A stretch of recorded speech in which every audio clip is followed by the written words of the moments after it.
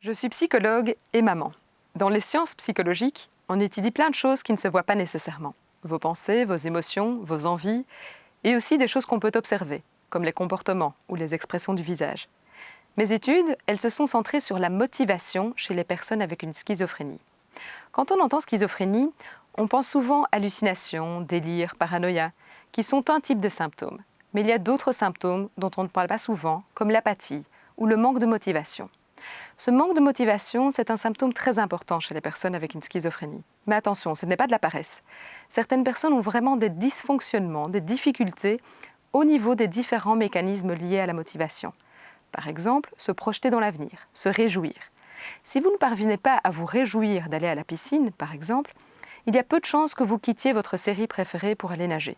Pourtant, si vous alliez nager, vous apprécierez d'être à la piscine. Et les personnes avec une schizophrénie, non seulement elles ont des difficultés à se réjouir, mais aussi à planifier et passer à l'action. En plus, si elles ont des pensées décourageantes qui leur passent par l'esprit et qui leur sapent la motivation, du genre « je ne vais pas y arriver, je vais nager comme un cachalot, tout le monde va me regarder », elles auront d'autant plus de difficultés à passer à l'action. Bref, c'est complexe. J'ai développé une intervention thérapeutique pour tenter de remédier à toutes ces difficultés liées à la motivation afin que les personnes avec une schizophrénie s'engagent plus souvent dans des activités qui font sens pour elles, qui leur font du bien, comme aller voir des amis, faire une promenade, cuisiner, selon leurs valeurs, selon ce qui est important pour elles. Bref, à chacun sa carotte.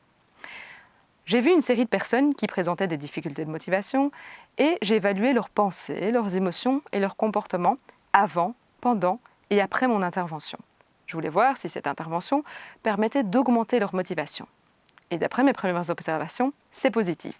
Les personnes avec une schizophrénie sont plus motivées après l'intervention et s'engagent plus souvent dans des activités qui font sens pour elles.